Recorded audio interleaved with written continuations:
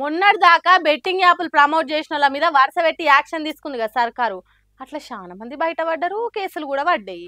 అదంతా ఒక ఎత్తు అయితే మెట్రో వాళ్ళు చేసిన ప్రమోటింగ్ ఇంకో ఎత్తు.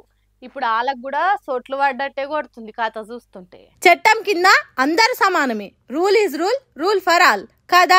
అట్లానే మొన్నటిదాకా రాష్ట్రం అంతా హల్చలైన ఈ బెట్టింగ్ యాప్లు ప్రమోషన్ ముచ్చట్ల చాలా మంది దొరికిపోయారు. అయితే వీళ్ళంతా వీడియోలు చేసి బయట పడితే మెట్రో మాత్రం బాగా జాప్తే ట్రైన్ అద్దాలను దర్వాజాలను కూడా ఇడవకుండా పోస్టర్లు అంటబెట్టి ఎంతో ధైర్యంతో ప్రమోటింగ్లు చేసింది కదా.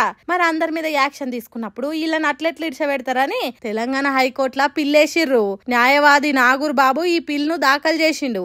ప్రజా రవాణా వ్యవస్థగా ఎంతో బాధ్యతతో ఉండాల్సిన మెట్రో రైలు సంస్థ పైసల కమ్ముడు పోయి అడ్డమైన బెట్టింగ్ యాప్లు ప్రమోట్ చేసి అమాయకుల పానాలు పోతందుకు కారణమైంది. కాబట్టి వీళ్ళ మీద యాక్షన్ తీసుకోవాల్సిందే అని కోర్టును కోరితే ఇప్పుడు ఈ పిటిషన్ మీద విచారణ చేసిన హైకోర్టు తర్వాత విచారణను ఈ నెల 24 తారీఖు వాయిదేసింది. ఇప్పటికే ఈ కేసుల సినిమాలు, సోషల్ మీడియా ఇన్ఫ్లుయెన్సర్లు, యూట్యూబర్ల మీద కేసులు బుక్ అయినాయి. కొందరికి నోటీసులు కూడా అందినాయి. మరిగా ఈ మెట్రో వాళ్ళ కథ ఏమైతుందో చూడాలి. గులాబీ పార్టీ మీటింగ్ కు మస్తు ఏర్పాట్లు చేస్తున్నారు. మీటింగ్ జాగను ట్రాక్టర్లతో సాపు చేసి కనబడ్డ గోడల కల్లా రాతలు రాసి జనం పోతున్న జాగలల్లా పోస్టర్లు అతికిచ్చి వరంగల్ మొత్తాన్ని గులాబీ రంగు చేస్తున్నారు. పార్టీ పుట్టిన పండుగను ఆషామాషిగా కాదు, ప్రపంచమే పరిశాన అయ్యేటట్టు చేయాలని ఆరాట పడుతున్నారు. అయితే గులాబీ పార్టీల ఆరాటానికి కొందరు అడ్డుపడుతున్నారట. మరి వాళ్ళు ఎవరు, ఎందుకు అడ్డం పడుతున్నారు అనేది ఒకసారి చూద్దాం. పార్టీ అన్ని చింపేసి నాటకాలు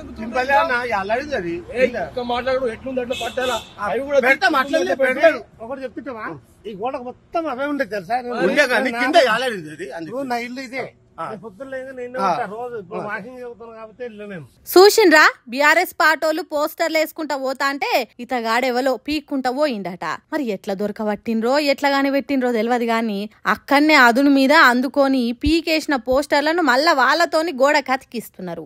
నిజామాబాద్ లో బీఆర్ఎస్ పార్టీ చెలో వరంగల్ పోస్టర్లు గోడలకు అంటిస్తుంటే ఎవడో అడ్రస్ లేనోడు, తాడు బొంగరం లేనోడు చేసిన పనాట. అరే ఎందుకు చేసినవి ఇట్లా అంటే సడీ సప్పుడు లేదట. అందుకే గద్దిచ్చి బెదిరించి మళ్ళా ఎట్లున్న పోస్టర్లను అట్లనే వేపించిండ్రు. ఇక్కడ ఇట్లుంటే ఇగో ఇక్కడ చూడుండ్రు ఎట్లా చేస్తుండ్రు.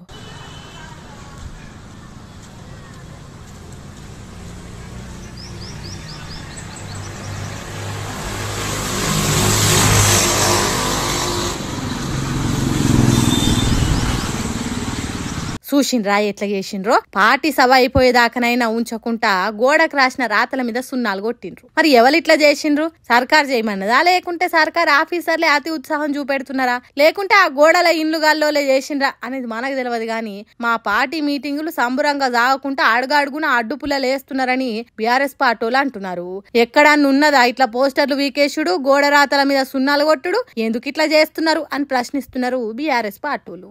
అంతేకాదు సభ జరిగే పొలాల రైతులను రెచ్చగొట్టి మీ పొలాలు ఖరాబ్ చేస్తున్నారు, వద్దని చెప్పుండ్రి అని మాయమాటలు చెప్తున్నారని అంటుర్రు. మరి దీంట్లో ఎవల కుట్రలన్నీ ఉన్నాయా, లేకుంటే నిజంగానే పబ్లిక్ రాతలు జడిపేసి పోస్టర్లు జింపేస్తున్నారో గాని ఇగో గిట్లా బీఆర్ఎస్ పార్టీ మీటింగ్ పనులు సాగుతున్నాయి.